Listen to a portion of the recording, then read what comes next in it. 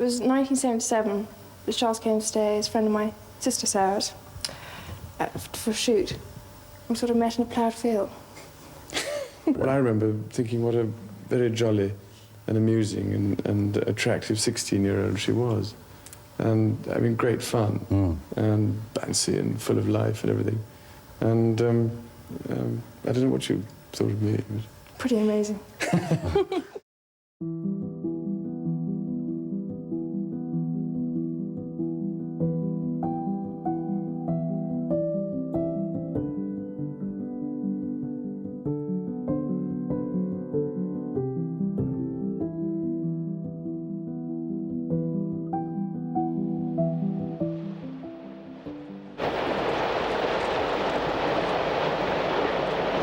I think if Princess Diana and Prince Charles had been ordinary people, they'd have probably got divorced a lot sooner than they eventually did.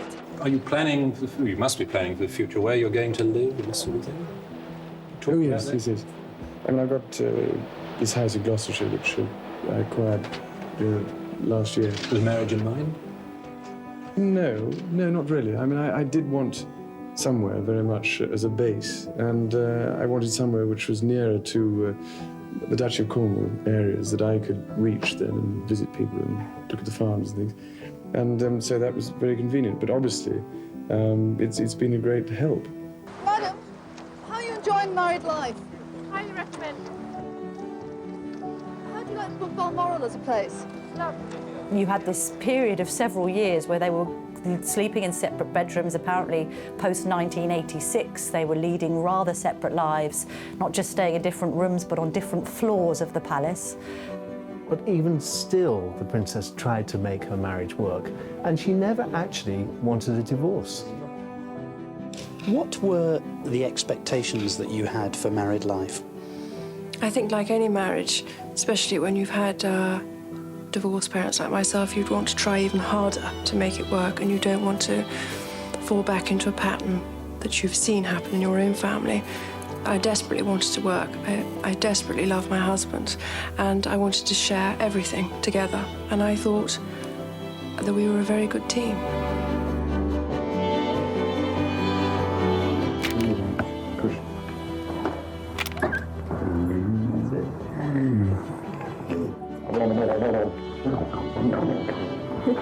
She said, I'll have a separation, but I don't want to be divorced.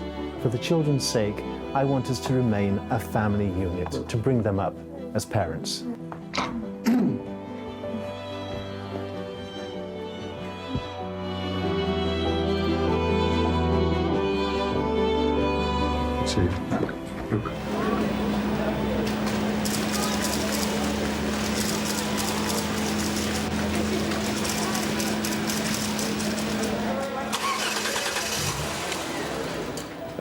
There's a lot to be done. It's going to be marvellous to have somebody to help sort it out.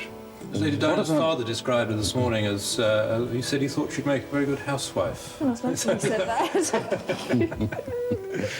We've yet to see.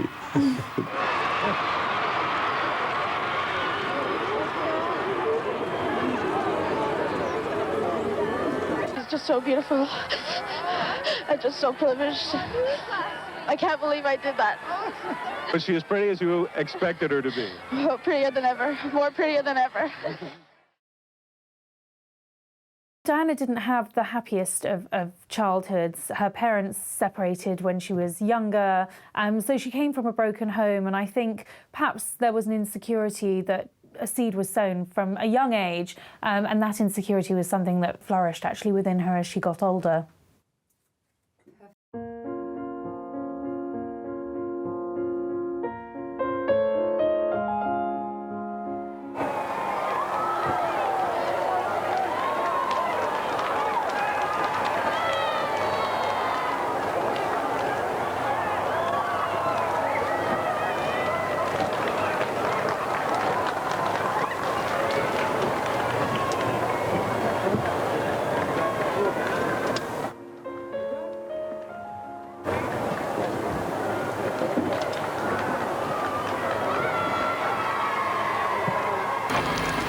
couple had arrived separately at St. Paul's, but a crowd of about 3,000 had built up, their enthusiasm unmistakable.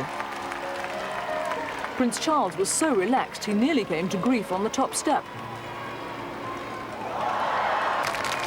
And when it was over, all the stress of the last few days evaporated as Prince Charles clasped Lady Diana's hand reassuringly and unaffectedly. She seemed to recover all her old charm and poise, sitting close beside him as they drove off together.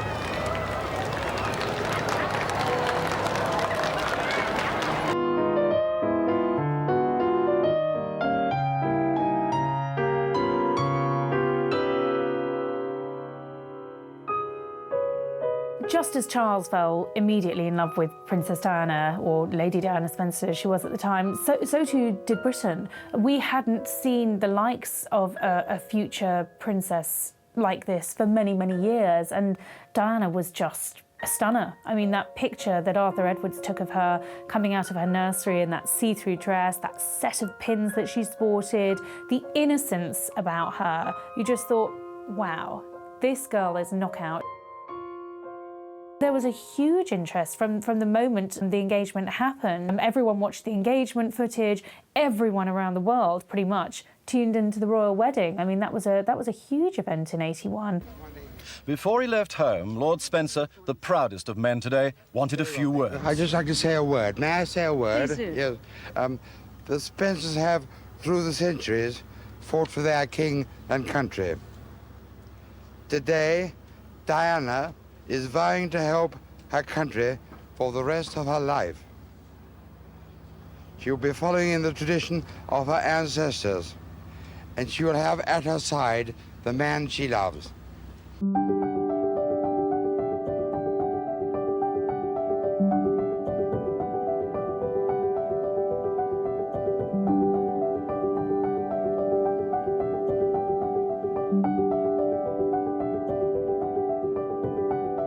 And then, just after 10:30, from Clarence House came the glass coach, and our first chance to see Lady Diana, dress half-glimpsed, veil tantalizingly lowered. It was the fairy tale wedding. The princess made a fatal mistake. She fell in love with her prince. In the very beginning, she totally adored him.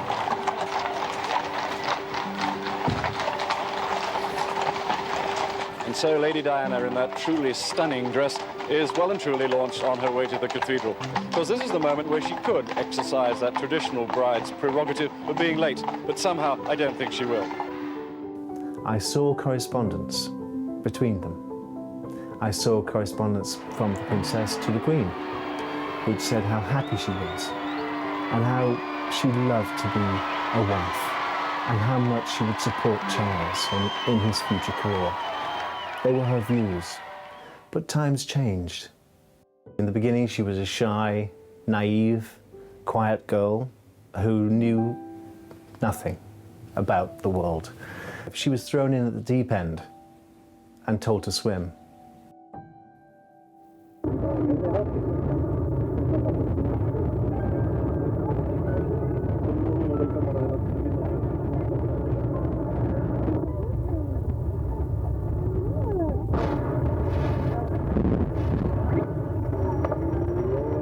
Well, I think now when we reflect on it and after we've seen interviews that Diana gave subsequently, we know that she was extremely ill-prepared for married life into the royal family, and she felt enormous pressure from day one. Even when they were discussing the engagement and the wedding plans, I think the pressure started to build on her. Lady Diana was back at the Pimlico kindergarten where she teaches this morning, but polite as ever, she was saying nothing about her weekend with Prince Charles at Sandringham to the assembled press corps. The media scrutiny of Lady Di, as she was then, I think, played foremost on her mind. She didn't know how she needed to behave. And when she actually entered married life, she found it a very lonely experience. Charles was off enjoying his country pursuits, and she felt that she was left rather in a world she didn't recognise, a modern woman in quite an old school environment of Buckingham Palace, essentially feeling like a spare part.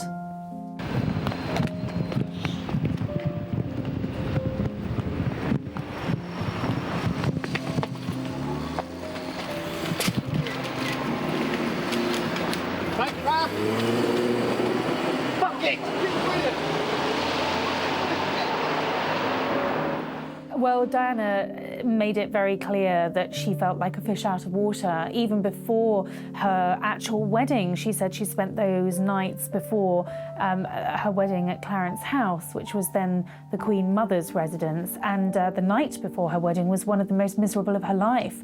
She recalls how she felt completely isolated, you know, the images of the princess trapped in the tower. I think she felt isolated, and I don't think that the palace were prepared for someone who perhaps didn't have that royal training to marry into the royal family and to become a future queen. She was the Princess of Wales, she became famous overnight, and she didn't really have the tools to equip her for such immediate stardom.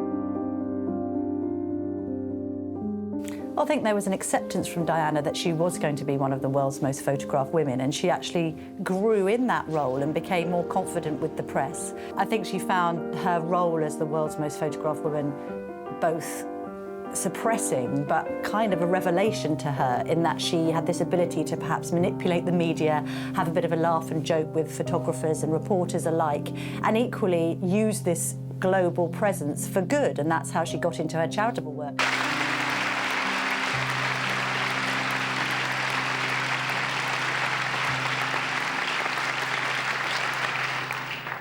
Ladies and gentlemen, I will not delay you long, but I would like to add a few words about Turning Point from my own personal observation.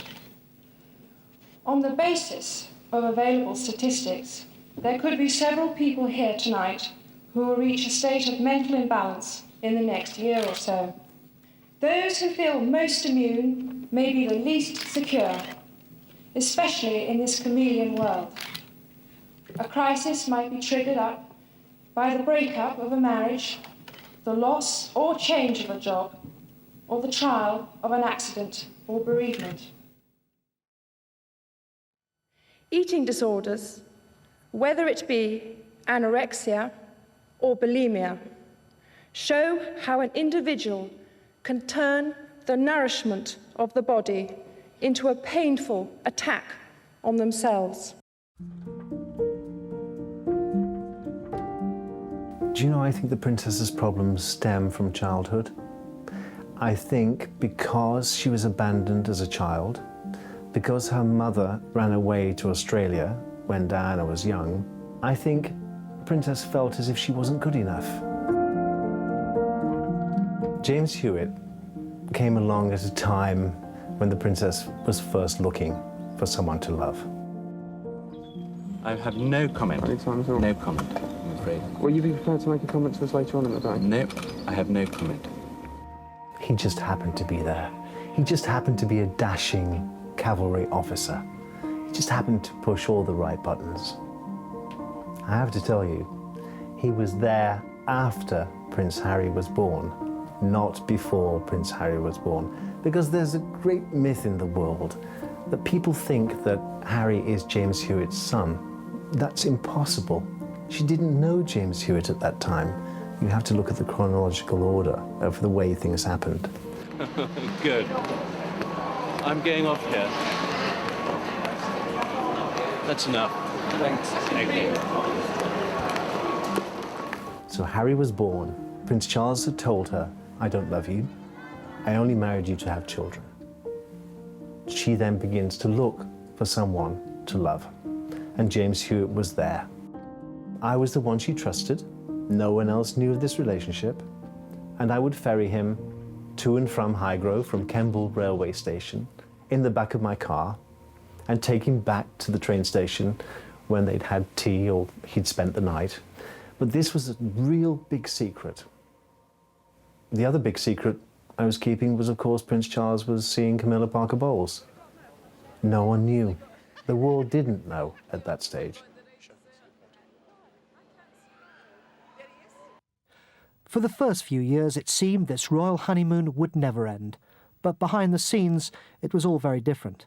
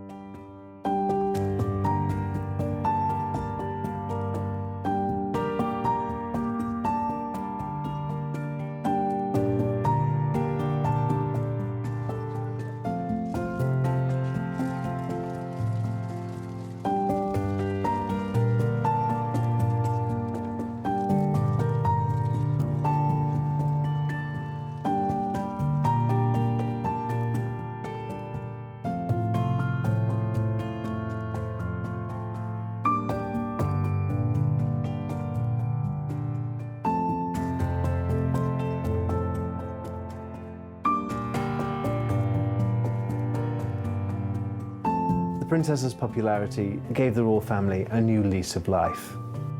Modernisation is a very hard word to use in the context of the royal family because the royal family is built on history and tradition and protocol, and you know, Diana really broke the mould. She did things differently. She enjoyed life, you know, she was a vibrant person, she was charming, she was the daughter of an earl, she'd been married, well, she was just 20 years old when she got married, and her life had been very prescribed for her within the royal family.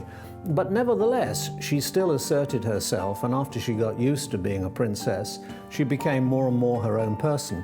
And that's what people loved about her.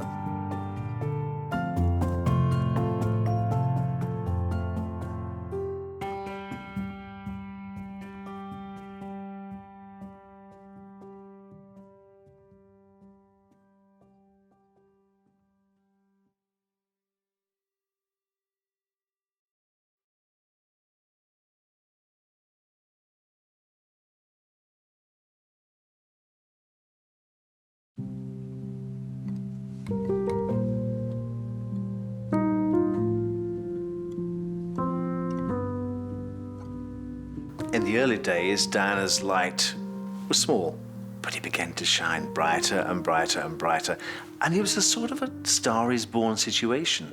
Prince Charles would say to her, "While I married you, I made you a princess. You weren't born royal. This is a man who's been born to be king. This is a man who has been treated from the very beginning as a god. Suddenly being eclipsed by this woman, he wasn't very happy."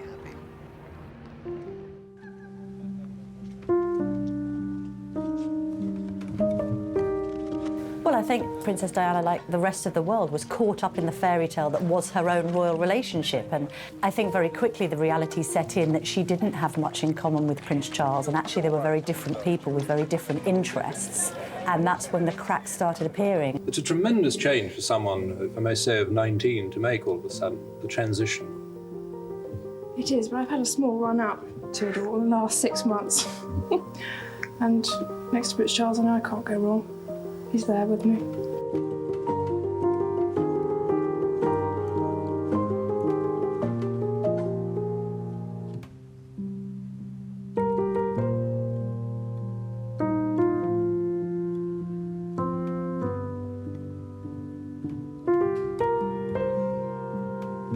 The Prince of Wales had just been on TV to admit adultery with Camilla Parker Bowles, and the princess that evening was due to go out to the Serpentine Gallery to see her old friend Lord Palumbo and open his new exhibition. "I can't go. I'm not going. I'm not going. It'll be too humiliating. The whole world now knows that Charles has been having an affair. He's admitted it." "You are going," I said. "I've got nothing to wear." "Yes, you have got something to wear." I went up to her wardrobe room and picked out a Christina Strambolian dress with a fishtail. "This is what you're going to wear," I said. "High heels and those jewels. Remember, when you go out there," I said, "you stride, you hold your head high, you smile, you engage, firm handshake. Say to yourself, I am Diana, Princess of Wales, and I am here to stay. I am the mother of the future King of England." Say it to yourself. Say it. The announcement that Camilla Parker Bowles and her husband are to divorce has reignited speculation over the marriage of the Prince and Princess of Wales. According to the Prince's authorised biography, he and Mrs. Parker Bowles have had 3 affairs over a period of more than 20 years. Today's announcement led one noted royal watcher to speculate that any move now by Prince Charles to divorce and marry Mrs. Parker Bowles could imperil the monarchy. The admission made the front pages and prompted this question. Someone other than Diana could be Queen one day. The Prince of Wales has made it clear that he has no intention of remarrying once his divorce comes through. In a statement, he was attempting to quash speculation that he might marry Camilla Parker Bowles, the woman he's admitted having an affair with. This followed last night's disclosure that the Queen had written to the Prince and Princess of Wales suggesting an early divorce.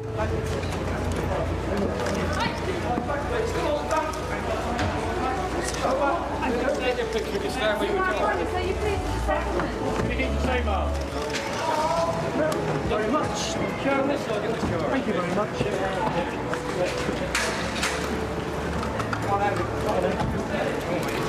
I think this morning's papers are the beginning of a vox-pop process which seems to me to be indicating that the British people would very reluctantly accept Mrs. Parker Bowles as a substitute for Diana as a future queen.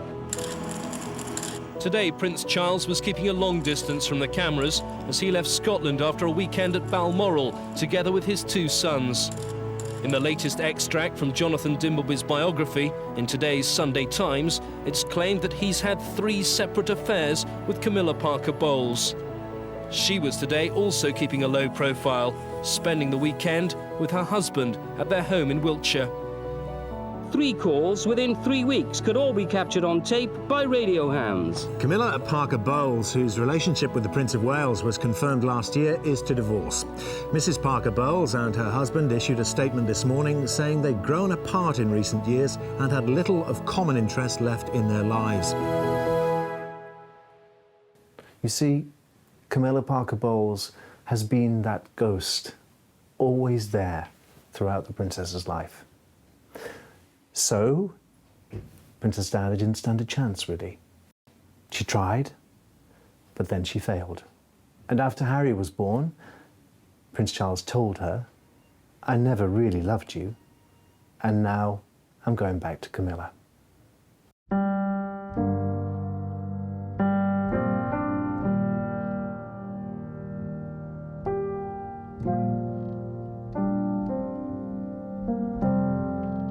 The only secret Diana ever kept from me was the Martin Bashir interview for Panorama.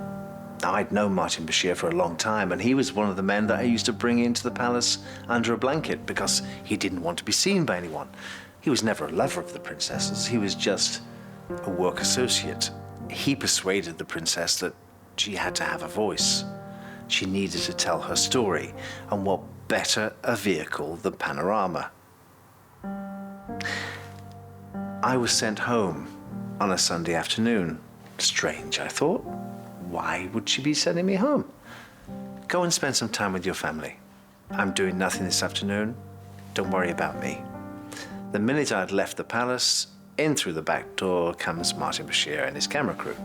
And they set up the Prince of Wales sitting room, which she used for that interview. At the age of 19, you always think you're prepared for everything, and you think you have the knowledge of what's coming ahead. But although I was daunted at the prospect at the time, I felt I had the support of my husband-to-be. I had no idea that was being done. The next morning I came to work, I noticed all the furniture had been moved. Why have you moved the furniture? It's not in the same place. I had a dance class. I had to move the furniture out of the way just so that we could exercise. Strange. Very strange. She avoided me for the next 2 days, never spoke to me. How strange, I thought. She's hiding something. And then she told me that she'd made a recording with Martin Bashir for Panorama. What have you said? Well, I just put the record straight, she said. We didn't know what she'd said until we saw it. Well, there were 3 of us in this marriage, so it was a bit crowded. 31 million people stopped in their tracks on that Monday night and couldn't believe what they were seeing. The Princess of Wales bearing her heart on national television. We couldn't take our eyes away from it. We couldn't believe what we were hearing. There are 3 people in my marriage. My husband isn't fit for the top job. I think it would bring him limitations. She was honest, open, and frank. Did you love James Hewitt? Yes, it did. Yes. Were you unfaithful? Yes, I adored him. Yes, I was in love with him. But I was very let down. It was all there. I couldn't believe it. It was too raw for most people and an embarrassment for the royal family. That was the final straw. That was the straw that broke the back of the House of Windsor. From that moment on, Diana was outcast. Her titles were stripped. She was no longer prayed for in church. She was on her own. Life with Diana was 24/7. My wife said, there are 3 people in my marriage too, because Diana is always there. She used to say, she's your baby. I said, yes, she's my baby. She needs me. She needs me to be there. My wife had 2 children. The princess had no one. Her children were away at boarding school. She had no husband. Occasionally, she had a male companion, but they came and they went. I was responsible for that too. I was a go-between.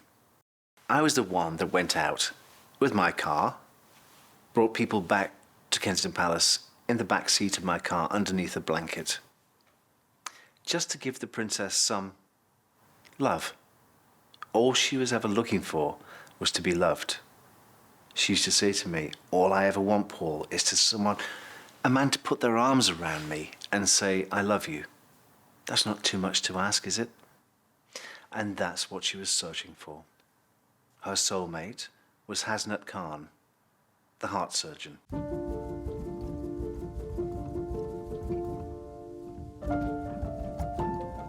Diana, when she came to Pakistan, this was a country that she had fond memories of, wasn't it? Yes, I think she enjoyed her time here. She really liked the days she spent here, I think. And meeting your family, that must have been a special moment for her and for them. I think it definitely was for my family, and I think she enjoyed the afternoon tea with them. I think that's a long time ago now. 1996, I think. I remember the day the princess met Hasnat Khan. She came back from the hospital, having visited children on the ward, and she said the most astonishing things happened to me today. As we sat down, she told me about this meeting. She said I was going up in the elevator and somebody put their foot into the elevator door as it was closing, and it opened again. And there he was. This gorgeous man was staring at me. Well, who wouldn't stare at Princess Diana? Surrounded by a gaggle of students, Hasnat was on his rounds around the hospital. And there he was, face to face with the princess for the first time. And she said, I knew I would have a relationship. Our chemistry was so strong that I knew. Of course, their relationship was nearly 2 years in the making. 2 years, no one knew about him. Again, I was the go-between. I would bring him into the palace. I'd ask chef to cook dinner for 2. I'd wait dinner for 2. I'd make sure they were comfortable before I went home. And in the morning, I'd take him back in the boot of my car to the hospital. So the police never saw him. The chefs never saw him. The maids never saw him. No one saw him, just me.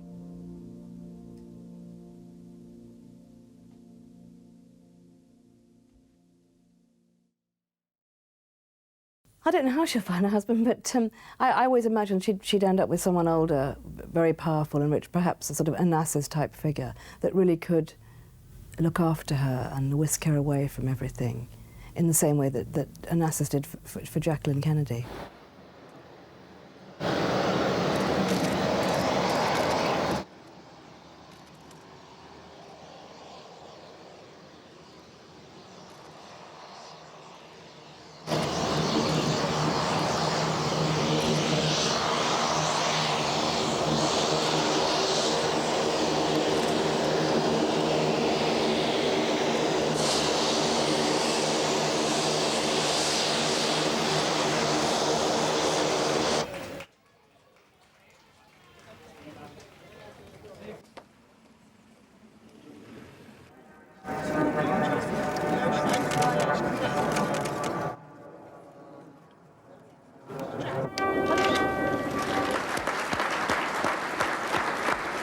I hope you can find it in your hearts to understand and to give me the time and space that has been lacking in recent years.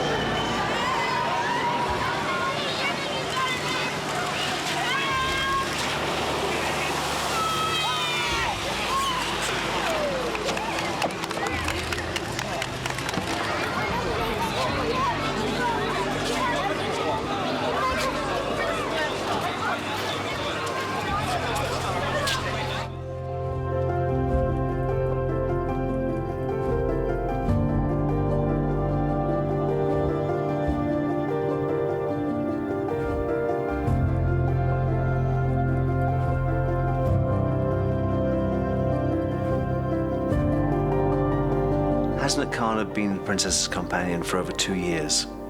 Nobody knew about Hasnat Khan. That was not played out on the world stage. Whereas, after they'd broken up, the princess was invited to the south of France by the Mohammed Al Fayeds. She met Dodi Al Fayed.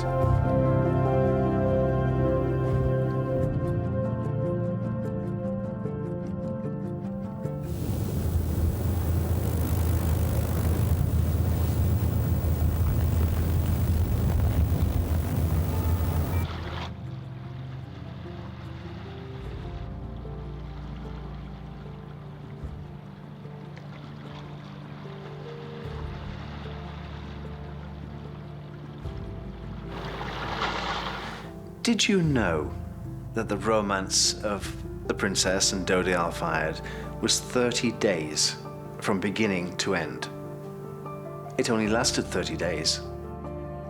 I spoke to her regularly when she was away. Have you seen Hasnat? I said, yes, I went for a drink with him last night. What does he think of me being here in the south of France with Dodi Al Fayed? Well, he's not too pleased. Has he seen the pictures in the papers? Yes, he has, because you know his routine. You know every morning he goes to the corner shop and sees the press. You know that. And I know that's what you're doing. You're manipulating the world's media by having these pictures taken to show Hasnat who you're with. It's a sort of a... Are you jealous? Do you mind? Do you care? Are you bothered? That's what Diana was saying to Hasnat Khan through those pictures in the world's media. And of course, Hasnat was bothered. The marriage problems of Charles and Diana have cast a shadow over the royal family. Now the Queen has decided to bring the whole issue to a head by advising them to divorce. Part of the Queen's concern is the continuing effect on Prince Harry and Prince William of their parents' marital troubles, which were brought out so starkly and so publicly in the Princess's Panorama TV interview. It's understood Prince Charles, seen here recently with his sons at Eton, shares his mother's view that a divorce is now desirable. There was a change of the rules which govern how divorces were conducted last autumn. And that change provided that you no longer needed to name the person with whom the other spouse had committed adultery. This morning, Princess Diana was at her gym again. The photographers weren't happy. Very funny, Mom! Woo-hoo! The legal discussions are not likely to be straightforward. There do not appear to be any arguments over the custody of Prince William and Prince Harry, but Princess Diana does seem determined to secure a good financial settlement. The Queen, here attending today's Gulf War Memorial Service at St Paul's Cathedral in London, had been awaiting Diana's decision since last December. Then she wrote to both Prince Charles and Diana, advising them that it was in their best interest to seek an early divorce. The Queen took the unusual step of intervening in what became a public manner. The entrance to the Princess's London home tonight. She's said to be inside Kensington Palace, very sad and very pensive, according to friends. The press pack is gathering at the gates of Kensington Palace this evening, but the Princess of Wales has turned camera shy ahead of tomorrow's Panorama screening. The Prince now faces some difficult choices. Should he seek a divorce? Should he marry Mrs. Parker Bowles?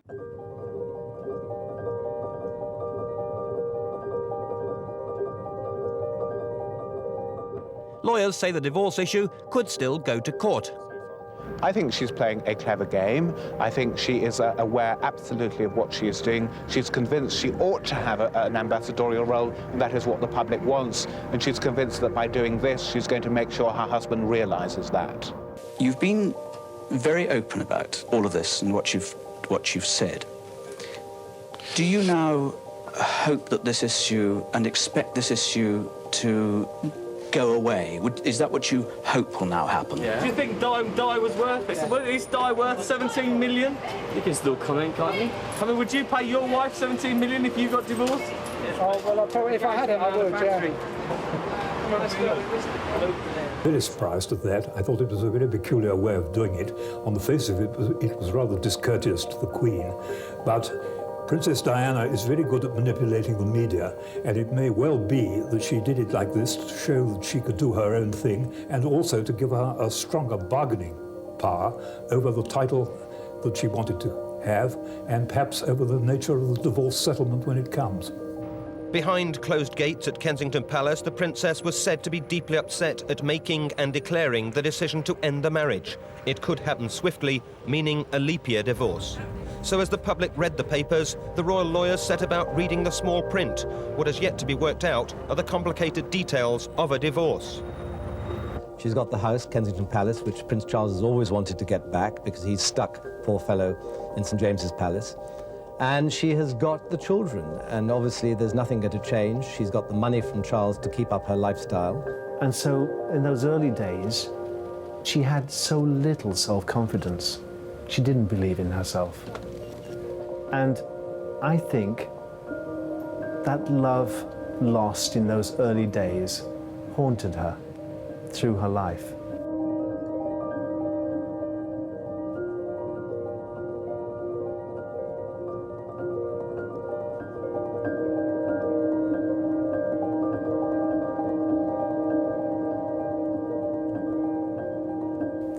She was always searching to be loved. She was always wanting to embrace people. And I remember when I got married, she came and sat in my kitchen, hitched herself up onto the draining board on the sink with her legs dangling, looked at me and said, "Do you know, this is all I've ever wanted, a happy family life." And that's the one thing that she could never have. So that love with Prince Charles that she gave everything for disappeared. And she turned around and there was no one there. The most beautiful woman in the world had no one to hold her. She had no one to kiss her goodnight. She had no one to say, "How beautiful you look."